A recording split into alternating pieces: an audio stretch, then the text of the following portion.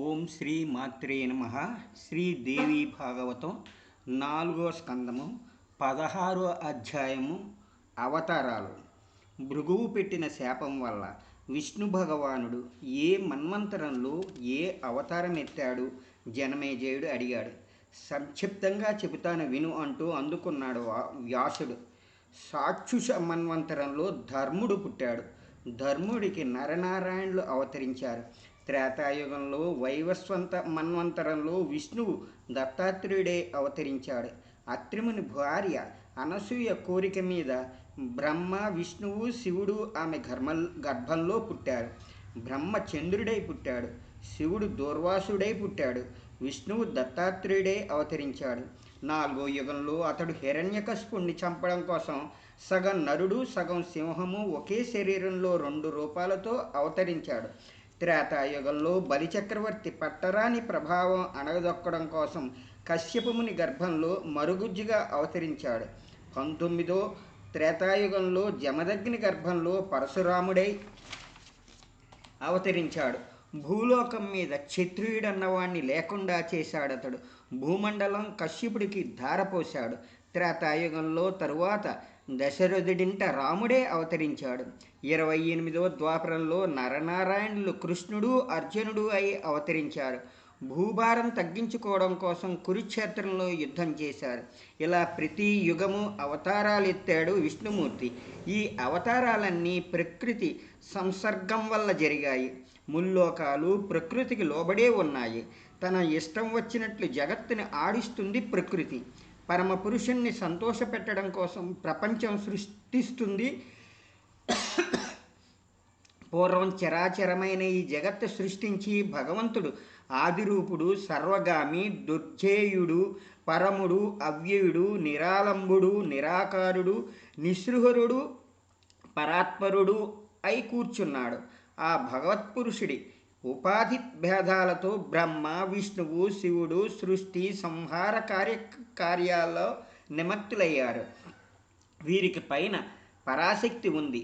జగత్తు సృష్టి చేయడం వల్ల ఆమె పరాకృతి అనిపించుకుంటుంది. పాలించడం వల్ల శివ అనిపించుకుంటుంది. కల్పాంతరంలో సంహరిస్తుంది కనుక కామద అనిపించుకుంటుంది. ఇలా 3 రూపాలు ధరిస్తూ విశ్వాన్ని మోహంలో ముంచెత్తుతుంది ఆమె. ప్రకృతి సంపర్కంతో బ్రహ్మ సృష్టిస్తాడు, విష్ణువు పరిపాలిస్తాడు, శివుడు సంహారం చేస్తాడు. పూర్వం ఆ భగవతే కాకుత్స్థుడినని మహారాజును పుట్టించింది. రాక్షస సంహారం కోసం వినియోగించింది. ఈ సంసారంలో విధితంత్రం వల్లే ప్రతి ప్రాణి సుఖదుఖాలు అనుభవిస్తుంది. శ్రీదేవి భాగవతం 4వ స్కందంలో ఇది 16వ అధ్యాయం. 17వ అధ్యాయము. నా సందేహాలు నివారించు మునీంద్ర. జనమేజయుడు అడిగాడు. దేవేంద్రుడు పంపగా బదరికాశ్రమం వెళ్ళి నరనారాయణుని మోహించిన అప్సరసల విషయం ఏమైంది? నరనారాయణ ముని ఏం చేశాడు? వ్యాసుడు ఇలా చెప్పుకుంటూ పోయాడు. నారాయణుడు వారిని శపించడానికి సిద్ధపడ్డాడు. నరుడు అడ్డుకున్నాడు. నారాయణుడు శాంతించాడు. చిరునవ్వుతో తీయని మాటలతో అప్సరసలతో ఇలా అన్నాడు. అప్సరసలారా, ఈ జన్మంలో మేము వివాహం ఆడమని నిశ్చయించుకున్నాము కనుక మమ్మల్ని మన్నించి స్వర్గం వెళ్ళిపోండి. మంచివాళ్ళెవరూ ఇతరుల వ్రతం భంగపరచకూడదు. శృంగార రసంలో స్థాయి భావం రతి. బ్రహ్మచారులం కనుక మా దగ్గర అది లేదు. అయినప్పుడు మాకు మీకు సంబంధం ఎలా కుదురుతుంది? కారణం లేని కార్యముండదని పండితుడి సిద్ధాంతం. దాన్నే కవులు స్థాయి భావమన్నారు. నా అవయవాలు అందమైనవి కనుకనే మీ అందరి ప్రేమకు పాత్రునయ్యాను. ధన్యుణ్ణి, భాగ్యవంతుణ్ణి నేను. మీరంతా అనుగ్రహించి మా బ్రహ్మచర్య వ్రతం రక్షించండి. ముందు ముందు వచ్చే జన్మలో నేను మీ భక్తనవుతాను. దేవకార్యం కోసం 18వ ద్వాపరంలో నేను అవతరిస్తాను. అప్పుడు మీరు వివిధ రాజ్యాల్లో రాజపుత్రికులై పుడతారు. అదిగో అప్పుడు నాకు భార్యాభర్తల సంబంధం ఏర్పడుతుంది. అలా వారిని ఒప్పించి అందరినీ స్వర్గానికి పంపేశాడు నారాయణ ముని. అమరావతి వెళ్ళి జరిగిందంతా దేవేంద్రుడితో విన్నవించారు అప్సరసలు. వాళ్ళతో వచ్చిన ఊర్వశిని వాళ్ళని చూసి సంతోషించాడు దేవేంద్రుడు. నారాయణ మునిని మెచ్చుకున్నాడు.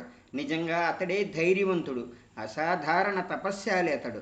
అందుకనే తన తొడలోంచి ఊర్వశి మొదలైన ఇంతటి అపూర్వమైన అందకత్తెల్ని పుట్టించాడు. నరనారాయణులు తిరిగి తపస్సులో నిఘ్నమయ్యారు. భూభారం తగ్గించుకోవడం కోసం వారు కృష్ణార్జునై అవతరించారు. తండ్రి నరనారాయణుల వృత్తాంతం విని అడిగాడు జనమేజయుడు. కృష్ణావతార కథ వివరంగా వినిపించు, నా సందేహాలు తొలగించు. శ్రీకృష్ణ బలరాముల్ని కన్న దేవకీ వసుదేవులు అన్ని కష్టాలు అనుభవించారు. ఎంచేత కంసుడి కారాగృహంలో అరదండాలతో అష్టకష్టాలు పడ్డారు వాళ్ళు. అయితే ఎంతటి తపస్సు చేశారో భగవంతుడు వారి బిడ్డడై పుట్టాడు. మధురలో పుట్టిన శ్రీకృష్ణుడు గోకులం ఎలా చేశాడు? కంసుణ్ణి చంపాక ద్వారక ఎందుకు వెళ్ళిపోయాడు? మధుర అందమైన పట్నం, అన్నీ ఉన్న నగరం, తన పూర్వుల రాజధాని. అది వదిలి ద్వారక వంటి అనార్య దేశానికి ఎందుకు వెళ్ళాడతడు? కృష్ణవంశం ఒక బ్రాహ్మణుడి శాపం వల్ల నాశనమైందా? భూభారం తగ్గించి భగవంతుడి నిర్యాణం పొందాడా? భూమికి బరువైన పాపాత్ములని కృష్ణార్జునులు హతమార్చి వదిలిపెట్టారు కదా. తన అనంతరం తన స్త్రీలని ఎత్తుకుపోయిన వాళ్ళని చంపకుండా ఊరుకున్నాడెందుకని? భీష్మద్రోణులు, కర్ణుడు, బాహులికుడు, విరాటుడు, వికర్ణుడు, దుష్టద్రుమ్యుడు, సోమదత్తు మొదలైన వారు రణరంగంలో వీరస్వర్గం పొందారు. వీరిని చంపి భూభారం తగ్గించి భగవంతుడు ఆ దొంగల్ని ఊరుకున్నాడేమి? పతివ్రతల కదా కృష్ణుడి భార్యలు. వాళ్ళ చివరి దశలో అలా దుఃఖం ఎందుకు అనుభవించారు? పుత్రశోకంతో మరణించాడు హఠాత్తుగా వసుదేవుడు. కృష్ణ భక్తులను పరమ ధర్మాత్ములు కదా పాండవులు. అన్ని కష్టాలు పడ్డారేమీ వారు? లక్ష్మీ అంశావతారం అగ్నికుండలలో పుట్టింది ద్రౌపది. ఆమెక అంతేసి కష్టాల? రజస్వల ఈ ఒంటి చీరతో ఉన్న ఆమెని నిండు సభలోకి జుట్టుపట్టుకు ఈడ్చుకు వచ్చాడు దుశ్శాసనుడు. అడవిలో జయద్రథుడు ఎత్తుకుపోయాడు. అజ్ఞాతవాసంలో ఆమె పడిన కష్టం సరే. కీచకుడు పెట్టిన పాట్లు తలుచుకుంటే ఒళ్ళు జలధరిస్తుంది. ఆమె కుమారుల 5గురిని చంపేశాడు అశ్వత్థామ. సుభద్ర కొడుకు అంత చిన్నతనంలోనే హతమారిపోయాడేమి? దేవకి బిడ్డల్ని 6 పసికందుల్ని చంపేశాడేమి కంసుడు? భగవంతుడు కాదా కృష్ణుడు? ఇవన్నీ కాకుండా మార్చలేకపోయాడా? కృష్ణ వంశానికి బ్రాహ్మణ శాపమేమిటి? ప్రభాస తీర్థంలో యాదవ వధ ఎందుకు జరిగింది? ఈ ఘోరం ఇక్కడ జరిగింది. కృష్ణ భార్యల్ని దొంగలెత్తుకుపోవడమేమిటి? ఎందుకు జరిగింది ఇదంతా? స్వయం భగవంతుడై శ్రీకృష్ణుడు ఉగ్రసేనుడి సేవ చేశాడేమి? నారాయణుడు సామాన్య మానవుడిలాగే శోకము కోపము అనుభవించాడు. భగవంతుడే అయితే అతడిలో ప్రత్యేకమైన లక్షణాలేమీ కనబడలేదేమి? శ్రీకృష్ణుడు గొప్ప గొప్ప పనులు ఎన్నో చేశాడని విన్నాను. అతడి చరిత్ర వివరంగా వినాలని నా అభిలాష. ఆయువు చెల్లిన రాక్షసుల్ని చంపాడు శ్రీకృష్ణుడు. ఇందులో అతడు చేసిన గొప్ప ఏముంది? ఈశ్వరతత్వం ఏముంది? స్వయంవరంలో రుక్మిణిని ఎత్తుకుపోయాడతడు. దొంగలా ప్రవర్తించాడు. జరాసంధుడికి భయపడి ద్వారక పారిపోయాడు. అతడు భగవంతుడో గోపాలుడో తెలియదప్పుడు. రేపల్లెలోనూ అతడు మరుగున పడే ఉన్నాడు. ఎంచేత ఇదంతా? నువ్వు సర్వజ్ఞుడివి, నా సందేహాలు తొలగించు. ఇంకో పెద్ద సందేహం నన్ను బాధిస్తూ ఉంది. ద్రౌపదికి 5గురు భర్తలేమిటని?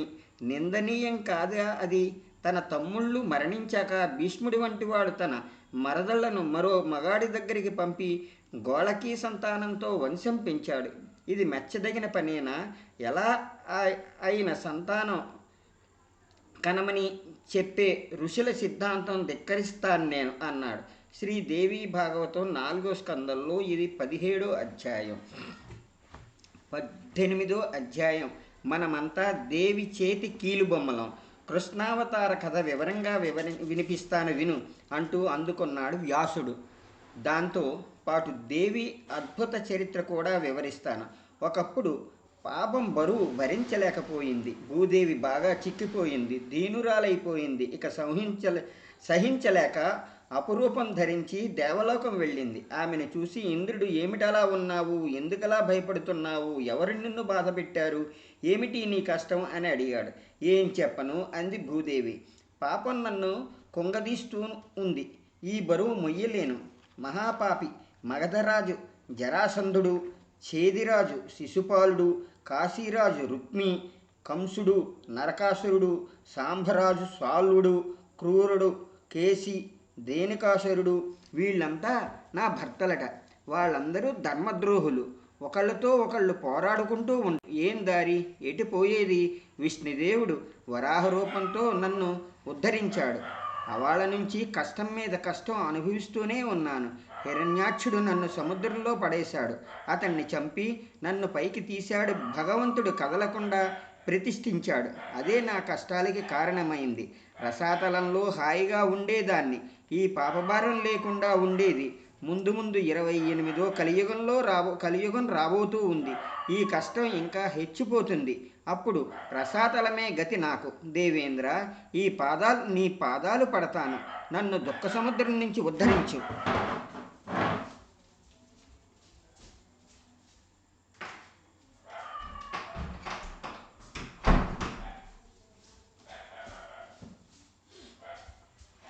నేను మాత్రం ఏం చెయ్యగలను అన్నాడు దేవేంద్రుడు. బ్రహ్మదేవుణ్ణి ఆశ్రయించు, నేను నీతో వస్తాను. అతడు నీ దుఃఖం తీరుస్తాడు. ఇంద్రుడి మాటలు విని బ్రహ్మలోకం వెళ్ళింది భూదేవి. ఆమె వెంట దేవేంద్రుడు కూడా వెళ్ళాడు దేవతలతో కలిసి. ధ్యాన నిమగ్నై ఉండిన బ్రహ్మ అప్పుడే కళ్ళు విప్పి అపురూపంలో వచ్చిన భూదేవిని చూశాడు. కళ్యాణి, ఏమి ఏడుస్తున్నావేమి? ఏం వచ్చింది ఈ కష్టం? ఎవడైనా పాపాత్ముడు నిన్ను బాధించాడా అని అడిగాడు. ప్రభు, దీనంగా విన్నవించింది భూదేవి. పాడు కలియుగం పరిగెత్తుకు వస్తోంది. భయంగా ఉంది నాకు. ప్రజలందరూ పాపాత్ములైపోతారు. రాజులందరూ దుర్మార్గులైపోతారు. తమలో తాము కొట్లాడుకుంటున్నారు. దారిదోపుడు కాళ్ళలా పెట్టరేగిపోతున్నారు. ప్రజల ధనం దోచుకుంటున్నారు. గత జన్మలోని రాక్షసులే ఈ రాజులు. అది అలా ఉండగా ఇప్పుడు బరువు మొయ్యలేకపోతున్నాను నేను. దుష్ట సంహారం జరిగితేనే కాని భరించలేను. ఇప్పటి ఈ రాజుల సేవలు ఎంతో బరువుగా ఉన్నాయి. కుంగిపోతున్నాను నేను అంది. ఇప్పటి ఈ రాజుల సేనలు ఎంతో బరువుగా ఉన్నాయి. కుంగిపోతున్నాను నేను అంది. నీ బరువు తగ్గించే శక్తి నాలో లేదు అన్నాడు బ్రహ్మ. పద, విష్ణుమూర్తి దగ్గరికి వెళదాము. అతడే నీ బరువును తగ్గించగలడు. నేను ముందే ఆలోచించి ఏం జరగాలో నిశ్చయించాను. దేవేంద్రుడును మనతో రాని. హంస మీదెక్కి పయనమయ్యాడు బ్రహ్మ, దేవేంద్రుడు, దేవతలు, అపురూపంలో భూదేవి అతడి వెంట బయలుదేరారు. అంతమంది వైకుంఠం వెళ్ళారు. వైదిక మంత్రాలతో విష్ణుదేవుణ్ణి స్తోత్రం చేశారు. బ్రహ్మ ఇలా స్తోత్రం చేశాడు.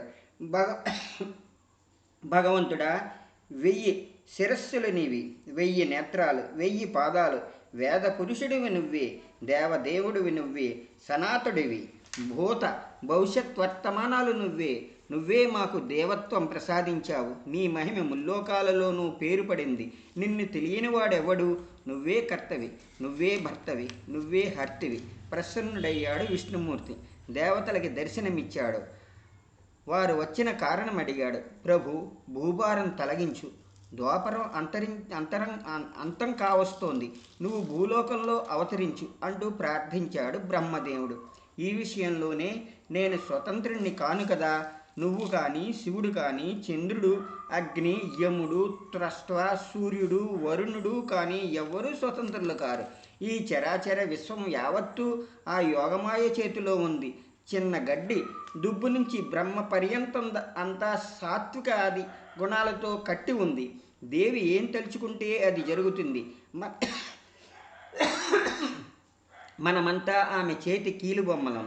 నేనే స్వతంత్రునై ఉంటే సముద్రంలో చేప తాబేలు అవుతానా? మీరే ఆలోచించండి. చేప, తాబేలు, పంది ఈ యోనుల్లో పుట్టడం సుఖమా, కీర్త, పుణ్యమా, పురుషార్థమా? నేను స్వతంత్రునైతే నరసింహావతారం ఎత్తి భయంకర కార్యం చేస్తానా? పరశురామున్నయి రాజుల రక్తంతో కోనేళ్లు నింపుతానా ఘోరంగా? జమదగ్ని వంటి ఉత్తమ బ్రాహ్మణుడింట పుట్టి రాజుల్ని నరికాను. వారి భార్యల గర్భంలో ఉన్న శిశువుల్ని కూడా చంపి భ్రూణహత్యకి తెగించాను. రామావతారంలో మాత్రం ఏం సుఖపడ్డాను? దండకారణ్యంలో నివసించాను. కాలినడకతో అడవులు తిరిగాను. నారలు కట్టుకున్నాను, జడలు చుట్టుకున్నాను. పిట్ట మనిషి సహాయం లేకపోయాడు. కీకారణ్యంలో కీరాతకుల్లాగా వేటాడుతూ బతికాను. సిగ్గుమాలి మాయ నా కళ్ళు కప్పింది. మాయామృగం కూడా పోల్చుకోలేకపోయాను. సీతని కుటీరంలో వదిలేసి లేడి వెంట పరిగెత్తాను. వెళుతూ సీత భద్రం సుమా అని లక్ష్మణుడితో చెప్పాను. అయినా ప్రకృతి మోహంలో పడి అతడు ఆమెను వదిలి నా అడుగులు వెతుక్కుంటూ వచ్చేశాడు. దొంగ సన్యాసి రావణుడు సీతని ఎత్తుకుపోయాడు. అడివంతా ఏడుస్తూ తిరిగాను. స్వార్థంతో శిగ్రీవుడి నేస్తం కట్టాను. చెట్టు చాటు నుండి అన్యాయంగా వాలిని చంపాను. వానరుల సాయంతో లంక ముట్టడించాను. అక్కడ నాగపాశ బంధంలో పడ్డాను. తమ్ముడితో కూడా తెలివి తప్పిపోయిన మా దశ చూసి కుయ్యో మొర్రోమన్నారు వానరులు. గరుత్మంతుడు వచ్చి అడ్డుకోకపోతే ఏమైపోయేవాళ్ళం మేము? రాజ్యం పోయింది, అడవుల పాలయ్యాము. తండ్రి కాలం చేశాడు, భార్యని రాక్షసుడు ఎత్తుకుపోయాడు. యుద్ధం కష్టం, గోరు చుట్టు మీద రోకలిపోటు. అసలు రాజ్యం పోయి అడవికి వెళ్ళడంతోనే ఆరంభమైంది కష్టం. జనక మహారాజు కూతురు సీత వెంట వచ్చింది. ఆమెను పోషించాలంటే చిల్లి గవ్వ నా చేత లేకపోయింది. అడవికి వెళ్ళమన్నాడే కానీ ఎర్రని ఏగాని నాకివ్వలేదు.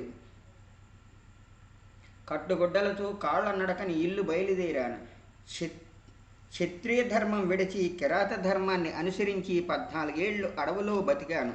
అదృష్టం వల్ల యుద్ధంలో గెలిచాను. రావణుడు మరణించాడు. సీత నాదయ్యింది. అయోధ్య తిరిగి వచ్చాను. రాజ్యం లభించింది. కొద్ది సంవత్సరాలు సంసార సుఖం అనుభవించాను. అంతలోనే లోకనింద వచ్చి పడింది. సీతని అడవులకి తోలాను. రాజ్యం వచ్చినా భార్య వియోగం తప్పలేదు. ఎంత కష్టమది. చివరికి సీత భూమి చీల్చుకుని వెళ్ళిపోయింది పాతాళానికి. అలా పర్వతతంత్రం వల్లే అన్ని అవస్థలు అనుభవించాను. ఇంతకీ చెప్పవచ్చింది ఏమిటంటే, నేను స్వతంత్రునైతే ఇన్ని కష్టాలు ఉండేవి కాదు కదా. కాలం తీరి తమ్ముళ్లతో స్వర్గానికి తిరిగి వచ్చాను. పరతంత్రుడి దుఃఖగాథ ఇది. నేను పరాధీనుణ్ణి. మీరందరూ అంతే. శ్రీదేవి భాగవతం 4వ స్కందంలో ఇది 18వ అధ్యాయం.